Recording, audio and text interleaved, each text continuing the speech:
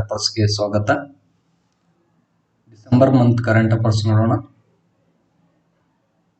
ಮೊದಲ ಪ್ರಶ್ನೆ, 2023ರ ತಾನ್ಸೇನ್ ಪ್ರಶಸ್ತಿಯನ್ನು ಯಾರಿಗೆ ನೀಡಲಾಗಿದೆ? ಇದರ options: A. Bhimsen Joshi, B. Mallikarjun Mansore, C. Vidyadhar Vaishakh, D. Ganapati Bhat. ಇದರ ಉತ್ತರ ಡಿ. ಗಣಪತಿ ಭಟ್. ಇತ್ತೀಚೆಗೆ ಈ ಪ್ರಶಸ್ತಿಯನ್ನು ಗಣಪತಿ ಭಟ್ ಅವರಿಗೆ ತಾನ್ಸೇನ್ ಸನ್ಮಾನ ಪ್ರಶಸ್ತಿಯನ್ನು ನೀಡಲಾಗುತ್ತದೆ. ಈ ತಾನ್ಸೇನ್ ಸನ್ಮಾನ ಪ್ರಶಸ್ತಿಯನ್ನು ಒಂದು ಸಂಗೀತ ಕ್ಷೇತ್ರಕ್ಕೆ ನೀಡುವ ಒಂದು ಪ್ರಶಸ್ತಿಯಾಗಿದೆ. ಅದೇ ರೀತಿ ಗಣಪತಿ ಭಟ್ ಅವರು ಉತ್ತರ ಕನ್ನಡ ಜಿಲ್ಲೆಯವರು. ಇವರು ಒಬ್ಬ ಪ್ರಸಿದ್ಧ ಹಿಂದೂಸ್ತಾನಿ ಶಾಸ್ತ್ರೀಯ ಗಾಯಕರಾಗಿದ್ದಾರೆ. ನೆಕ್ಸ್ಟ್, ಈ ಪ್ರಶಸ್ತಿ ಕುರಿತು. ಈ ಪ್ರಶಸ್ತಿಯು ಸ್ಥಾಪನೆಯಾಗಿದ್ದು 1980ರಲ್ಲಿ ಈ ಪ್ರಶಸ್ತಿಯನ್ನು ನೀಡಲು ಪ್ರಾರಂಭಿಸಲಾಯಿತು. ಈ ಪ್ರಶಸ್ತಿ ನೀಡುವ ಸ್ಥಳ ಮಧ್ಯಪ್ರದೇಶದ ಗ್ವಾಲಿಯರ್ ಎಂಬಲ್ಲಿ ಈ ಪ್ರಶಸ್ತಿ ತಾನ್ಸೇನ್ ಸನ್ಮಾನ ಪ್ರಶಸ್ತಿಯನ್ನು ನೀಡಲಾಗುತ್ತದೆ. ತಾನ್ಸೇನ್ ಒಬ್ಬರು ಅಕ್ಬರ್ನ ಕಾಲದ ನವರತ್ನಗಳಲ್ಲಿ ಒಬ್ಬರಾಗಿದ್ದರು. ಅಂದರೆ ಅಕ್ಬರ್ನ ಕಾಲದಲ್ಲಿ ಒಟ್ಟು 9 ಕವಿಗಳಿದ್ದು ಅವರನ್ನು ನವರತ್ನಗಳೆಂದು ಕರೆಯುತ್ತಿದ್ದರು. ಅದರಲ್ಲಿ ಇವರು ಒಬ್ಬರು ಪ್ರಸಿದ್ಧ ಹಿಂದೂಸ್ತಾನಿ ಸಂಗೀತಗಾರರಾಗಿದ್ದರು. ಎರಡನೇ ಕ್ವಶನ್, 370ನೇ ವಿಧಿಯು ಯಾವ ರಾಜ್ಯಕ್ಕೆ ಸಂಬಂಧಿಸಿದೆ? ಇದರ options: A. Karnataka, B. Jammu ಮತ್ತು ಕಾಶ್ಮೀರ, ಸಿ. ಮಿಜೋರಾಂ, ಡಿ. ಮಹಾರಾಷ್ಟ್ರ. ಇದರ ಉತ್ತರ ಬಿ. ಜಮ್ಮು ಮತ್ತು ಕಾಶ್ಮೀರ. ಇದು ಸುದ್ದಿಯಲ್ಲಿರಲು ಕಾರಣ, ಇತ್ತೀಚೆಗೆ ಜಮ್ಮು ಕಾಶ್ಮೀರಕ್ಕೆ ನೀಡಿದ 370ನೇ ವಿಧಿಯನ್ನು ರದ್ದತಿ ಮಾಡಲಾಗಿತ್ತು. ಅದನ್ನು ಸುಪ್ರೀಂ ಕೋರ್ಟ್ ಇತ್ತೀಚೆಗೆ ಮಾನ್ಯತೆ ನೀಡಿದೆ. ಅಂದರೆ 370ನೇ ವಿಧಿಯು ರದ್ದತಿ ಮಾಡಿದ್ದು ಸರಿಯಾಗಿದೆ ಎಂದು ತಿಳಿಸಿದೆ. ಅದೇ ರೀತಿ ಜಮ್ಮು ಕಾಶ್ಮೀರ ಬಗ್ಗೆ ಜಮ್ಮು ಕಾಶ್ಮೀರ ಭಾರತಕ್ಕೆ 1947 ಆಗಸ್ಟ್ 15ರಂದು ಸ್ವಾತಂತ್ರ್ಯ ಸಿಕ್ಕಿದ್ದರೂ ಜಮ್ಮು ಕಾಶ್ಮೀರವು ಭಾರತಕ್ಕೆ ಸೇರಿರಲಿಲ್ಲ. 1947 ಅಕ್ಟೋಬರ್ 20ರಂದು ರಾಜಾ ಹರಿಸಿಂಗನು ಜಮ್ಮು ಕಾಶ್ಮೀರ ಭಾರತಕ್ಕೆ ಸೇರುವುದಾಗಿ ಸಹಿ ಹಾಕಿದನು. ನೆಕ್ಸ್ಟ್, ಅದೇ ರೀತಿ 1950ರಲ್ಲಿ ಭಾರತದ ಸಂವಿಧಾನ ಜಾರಿಗೆ ಬಂದಿತ್ತು. ಅದರಲ್ಲಿ 370ನೇ ವಿಧಿಯ ಪ್ರಕಾರ ಜಮ್ಮು ಕಾಶ್ಮೀರಕ್ಕೆ ಒಂದು ವಿಶೇಷವಾದಂತಹ ಸ್ಥಾನಮಾನವನ್ನು ನೀಡಲಾಯಿತು. ಅದೇ ರೀತಿ 1950ರಲ್ಲಿ ಜಮ್ಮು ಕಾಶ್ಮೀರಕ್ಕೆ ತನ್ನದೇ ಆದ ಒಂದು ಸಂವಿಧಾನವನ್ನು ಜಾರಿಗೆ ತರಲಾಯಿತು. ಈ ಸಂವಿಧಾನವನ್ನು ಜಾರಿಗೆ ತಂದಿದ್ದು ಇದು 2019 ಆಗಸ್ಟ್ 5ರಂದು ರಾಷ್ಟ್ರಪತಿ ಆದೇಶದ ಮೂಲಕ ಜಮ್ಮು ಕಾಶ್ಮೀರಕ್ಕೆ ನೀಡಲಾದ ವಿಶೇಷ ಸಂವಿಧಾನವನ್ನು ರದ್ದುಪಡಿಸಲಾಯಿತು. ಪ್ರಸ್ತುತ ಜಮ್ಮು ಕಾಶ್ಮೀರದ ರಾಜ್ಯ ಸ್ಥಾನವನ್ನು ತೆಗೆದು ಜಮ್ಮು ಕಾಶ್ಮೀರ ಮತ್ತು ಲಡಾಖ್ ಎಂಬ 2 ಕೇಂದ್ರಾಡಳಿತ ಪ್ರದೇಶವನ್ನಾಗಿ ಮಾಡಲಾಯಿತು. ನೆಕ್ಸ್ಟ್, ಈ ಜಮ್ಮು ಕಾಶ್ಮೀರದ 370ನೇ ವಿಧಿಯ ಪ್ರಕಾರ ಸಂವಿಧಾನದಲ್ಲಿ 371ನೇ ವಿಧಿಯ ಪ್ರಕಾರ ಕೆಲವು ರಾಜ್ಯಗಳಿಗೆ ವಿಶೇಷ ಸ್ಥಾನಮಾನವನ್ನು ನೀಡಲಾಗಿದೆ. ಅದೇ ರೀತಿ ವಿಧಿ ಮತ್ತು ಅದಕ್ಕೆ ಸಂಬಂಧಿಸಿದ ರಾಜ್ಯಗಳು. ಈ 371ನೇ ವಿಧಿ ಪ್ರಕಾರ ಮಹಾರಾಷ್ಟ್ರ ಮತ್ತು ಗುಜರಾತ್ ರಾಜ್ಯಕ್ಕೆ ವಿಶೇಷ ಸ್ಥಾನಮಾನವನ್ನು ನೀಡಲಾಗಿದೆ.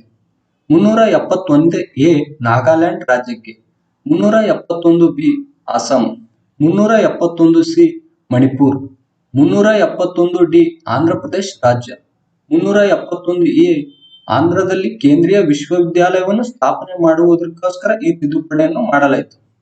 371F ಸಿಕ್ಕಿಂ ರಾಜ್ಯ, 371G Mizoram, 371H Arunachal Pradesh, 371I Goa, 371J ಕಲ್ಯಾಣ ಕರ್ನಾಟಕಕ್ಕೆ ಸ್ಥಾನಮಾನವನ್ನು ಕೊಡಲಾಯಿತು. ನೆಕ್ಸ್ಟ್, 3ನೇ ಕ್ವಶನ್, ಯಾವ ಸಂಸ್ಥೆಗೆ ಹೊಸ ಕಾನೂನು ರಚನೆ ಅಗತ್ಯವಿದೆ ಎಂದು ಸಂಸದೀಯ ಸ್ಥಾಯಿ ಸಮಿತಿಯು ತಿಳಿಸಿದೆ? ಇದರ options: A. CBI, B. IB ಅಂದ್ರೆ intelligence bureau, C. NIA, D. CBC. ಇದರ ಉತ್ತರ ಎ. CBI. ಇತ್ತೀಚೆಗೆ ಸಿಬಿಐ ಕಾನೂನನ್ನು ತಿದ್ದುಪಡಿ ಮಾಡಬೇಕೆಂದು ಸಂಸದೀಯ ಸ್ಥಾಯಿ ಸಮಿತಿಯು ಸಿಬಿಐಯು ಯಾವುದೇ ರಾಜ್ಯದಲ್ಲಿ ಕಾರ್ಯಾಚರಣೆ ಮಾಡಲು ಆ ರಾಜ್ಯದ ಅನುಮತಿ ಪಡೆಯಬೇಕು. ಆದರೆ ಆ ರಾಜ್ಯದ ಅನುಮತಿಯನ್ನು ಪಡೆಯದೆ ಆ ಕಾರ್ಯಾಚರಣೆ ಮಾಡಬೇಕು ಎಂದು ಹೊಸ ಕಾನೂನು ಜಾರಿಗೆ ಮಾಡಬೇಕೆಂದು ಈ ಸಂಸದೀಯ ಸ್ಥಾಯಿ ಸಮಿತಿಯು ತಿಳಿಸಿದೆ. ನೆಕ್ಸ್ಟ್ ಈ ಸಿಬಿಐ ಕುರಿತು. ಸಿಬಿಐ ಎಂದರೆ ಸೆಂಟ್ರಲ್ ಬ್ಯೂರೋ ಆಫ್ ಇನ್ವೆಸ್ಟಿಗೇಷನ್. ಈ ಸಿಬಿಐ ಸ್ಥಾಪನೆಯಾಗಿದ್ದು 1963ರಲ್ಲಿ. ಸಿಬಿಐ ಕೇಂದ್ರ ಕಚೇರಿಯು ನವದೆಹಲಿಯಲ್ಲಿದೆ. ಸಿಬಿಐಯು ಒಂದು ದೆಹಲಿ ವಿಶೇಷ ಪೊಲೀಸ್ ಎಸ್ಟಾಬ್ಲಿಷ್ಮೆಂಟ್ ಕಾಯ್ದೆ ಅಡಿಯಲ್ಲಿ ಕಾರ್ಯನಿರ್ವಹಿಸುತ್ತದೆ. ಇತ್ತೀಚೆಗೆ ಸಿಬಿಐನ ಅಧ್ಯಕ್ಷರಾಗಿ ಪ್ರವೀಣ್ ಸೂದ್ ಅವರು ಆಯ್ಕೆಯಾಗಿದ್ದಾರೆ. ಸಿಬಿಐ ಒಂದು ಇಂಟರ್ಪೋಲ್ನ ಪರವಾಗಿ ಭಾರತದಲ್ಲಿ ಕಾರ್ಯನಿರ್ವಹಿಸುವ ಒಂದು ಸಂಸ್ಥೆಯಾಗಿದೆ. ಅದೇ ರೀತಿ ಇಂಟರ್ಪೋಲ್ ಸ್ಥಾಪನೆಯಾಗಿದ್ದು 1923. ಇದು ಇಂಟರ್ಪೋಲ್ನ ಕೇಂದ್ರ ಕಚೇರಿ ಫ್ರಾನ್ಸ್ನ ಲಯನ್ನ. ನೆಕ್ಸ್ಟ್ 4ನೇ ಕ್ವಶನ್. ಇತ್ತೀಚೆಗೆ ನಡೆದ ನೌಕಾಯಾನ್ ರೇಸ್ನ ಅಡ್ಮಿರಲ್ ಕಪ್ ಗೆದ್ದ ದೇಶ ಯಾವುದು? ಇದರ options: A Italy, B Bharat, C America, D Australia. ಇದರ ಉತ್ತರ ಎ ಇಟಲಿ. ಇತ್ತೀಚೆಗೆ ಇಟಲಿಯು ಭಾರತವನ್ನು ಸೋಲಿಸುವುದರ ಮೂಲಕ ಈ ಅಡ್ಮಿರಲ್ ಕಪ್ ಅನ್ನು ಗೆದ್ದುಕೊಂಡಿತು. ಇದನ್ನು ನಡೆದ ಸ್ಥಳ ಇಂಡಿಯನ್ ನೇವಲ್ ಅಕಾಡೆಮಿ, ಇದು ಕೇರಳದಲ್ಲಿದೆ. ಇಟಲಿಯ ರಾಜಧಾನಿ ರೋಮ್. ರೋಮ್ ಒಂದು ಟೈಬರ್ ನದಿಯ ದಂಡೆಯ ಮೇಲಿದೆ. ಇಟಲಿಯ ನಾಣ್ಯ ಇಟಾಲಿಯನ್ ಲೀರಾ. ನೆಕ್ಸ್ಟ್ 5ನೇ ಕ್ವಶನ್. ಇತ್ತೀಚೆಗೆ ಇಂದಿರಾ ಗಾಂಧಿ ಶಾಂತಿ ಪ್ರಶಸ್ತಿಯನ್ನು ಪಡೆದವರು ಯಾರು? ಇದರ ಉತ್ತರ ಡ್ಯಾನಿಯಲ್ ಬೆರನ್ ಬೋಯಿಮಾ ಮತ್ತು ಅರ್ಜೆಂಟೀನಾದವರು. ಎರಡನೇದು ಅಲಿ ಅಬುದ್ ಅವಾದ್, ಇವರು ಖಾಲಿಸ್ತಾನದವರು. ಈ ಇಂದಿರಾ ಗಾಂಧಿ ಶಾಂತಿ ಪ್ರಶಸ್ತಿಯನ್ನು ನಿಶ್ಯಸ್ತ್ರೀಕರಣ ಮತ್ತು ಅಭಿವೃದ್ಧಿಗಾಗಿ ಇಂದಿರಾ ಗಾಂಧಿ ಶಾಂತಿ ಪ್ರಶಸ್ತಿಯು ಶಾಂತಿಯ ಅಭಿವೃದ್ಧಿ, ನಿಶ್ಯಸ್ತ್ರೀಕರಣ ಮತ್ತು ಅಭಿವೃದ್ಧಿಯ ಉತ್ತೇಜನಕ್ಕಾಗಿ ಈ ಪ್ರಶಸ್ತಿಯನ್ನು ನೀಡಲಾಗುತ್ತದೆ. ನೆಕ್ಸ್ಟ್ ಇಂದಿರಾ ಗಾಂಧಿ ಶಾಂತಿ ಪ್ರಶಸ್ತಿಯನ್ನು ಸ್ಥಾಪನೆಯಾಗಿದ್ದು 1986ರಲ್ಲಿ ಕೊಡಲು ಪ್ರಾರಂಭಿಸಲಾಯಿತು. ಇದನ್ನು ನೀಡುವ ಸಂಸ್ಥೆ ಗಾಂಧಿ ಸ್ಮಾರಕ ಟ್ರಸ್ಟ್. ಇದನ್ನು ನೀಡುವ ಸ್ಥಳ ನವದೆಹಲಿಯಲ್ಲಿ ಈ ಪ್ರಶಸ್ತಿಯನ್ನು ನೀಡಲಾಗುತ್ತದೆ. ನೆಕ್ಸ್ಟ್ 6ನೇ ಕ್ವಶನ್.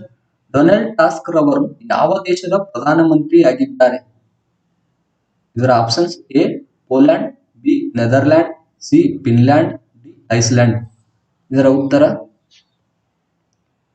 A Poland. ಇತ್ತೀಚೆಗೆ ಪೋಲ್ಯಾಂಡ್ ದೇಶದ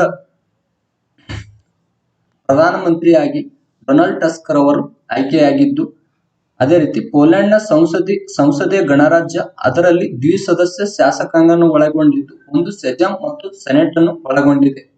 ಪೋಲ್ಯಾಂಡ್ನ ರಾಜಧಾನಿ ವಾರ್ಸಾ. ನೆಕ್ಸ್ಟ್ 7ನೇ ಕ್ವಶನ್. 2023ರ ವಿಜಯ್ ಹಜಾರೆ ಟ್ರೋಫಿಯನ್ನು ಯಾವ ರಾಜ್ಯ ಗೆದ್ದಿತ್ತು? ಇದರ options: A Karnataka, B Chhattisgarh, C Rajasthan, D Haryana. ಇದರ ಉತ್ತರ ಡಿ ಹರಿಯಾಣ. ಇತ್ತೀಚೆಗೆ ವಿಜಯ್ ಹಜಾರೆ ಟ್ರೋಫಿಯಲ್ಲಿ ಹರಿಯಾಣ ತಂಡವು ರಾಜಸ್ಥಾನ್ ತಂಡವನ್ನು ಸೋಲಿಸುವ ಮೂಲಕ ತನ್ನ ಪ್ರಥಮ ಟ್ರೋಫಿಯನ್ನು ಗೆದ್ದಿತ್ತು. ಈ 2023-24ರ ವಿಜಯ್ ಹಜಾರೆ ಟ್ರೋಫಿಯು 31ನೇ ಆವೃತ್ತಿಯಾಗಿದ್ದು, ಭಾರತದಲ್ಲಿ ವಾರ್ಷಿಕ ಲಿಸ್ಟ್ ಎ ಕ್ರಿಕೆಟ್ ಪಂದ್ಯಾವಳಿ ಆಗಿದೆ. ಈ ಫೈನಲ್ ಪಂದ್ಯ ನಡೆದ ಕ್ರೀಡಾಂಗಣ ಸೌರಾಷ್ಟ್ರ ಕ್ರೀಡಾ ಅಸೋಸಿಯೇಷನ್ ಕ್ರೀಡಾಂಗಣವಾಗಿದೆ. ನೆಕ್ಸ್ಟ್ ಈ ವಿಜಯ್ ಹಜಾರೆ ಟ್ರೋಫಿಯು ಮೊದಲ ಆವೃತ್ತಿ 1993-94ರಲ್ಲಿ ನಡೆಯಿತು. ಇದನ್ನು ವಿಜಯ್ ಹಜಾರೆ ಟ್ರೋಫಿಯನ್ನು ಆಯೋಜಿಸುವ ಸಂಸ್ಥೆ ಭಾರತೀಯ ಕ್ರಿಕೆಟ್ ಮಂಡಳಿ ಅಂದ್ರೆ ಬಿಸಿಸಿಐ ಆಯೋಜಿಸುತ್ತದೆ. ನೆಕ್ಸ್ಟ್ 8ನೇ ಕ್ವಶನ್. ದೇಶಾದ್ಯಂತ 500ಕ್ಕೂ ಹೆಚ್ಚು ವಾಹನ ಚಾರ್ಜಿಂಗ್ ಕೇಂದ್ರ ಸ್ಥಾಪನೆ ಮಾಡುವುದಾಗಿ ಐಒಸಿಎಲ್ ದೊಂದಿಗೆ ಯಾವ ಕಂಪನಿ ಒಪ್ಪಂದ ಮಾಡಿಕೊಂಡಿದೆ? ಇದರ option: A Tata power, B electronic ಸಚಿವಾಲಯ, C Bharat electric limited, D Hindustan aeronautic limited. ಇದರ ಉತ್ತರ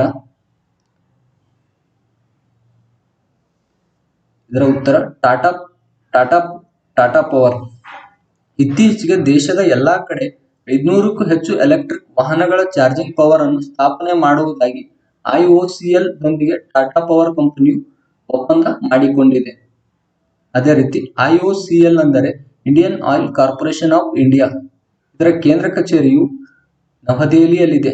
ಅದೇ ರೀತಿ ಟಾಟಾ ಪವರ್ ಇದು ಸ್ಥಾಪನೆಯಾಗಿದ್ದು 1915. ಇದರ ಕೇಂದ್ರ ಕಚೇರಿಯು ಮುಂಬೈಯಲ್ಲಿದೆ. ನೆಕ್ಸ್ಟ್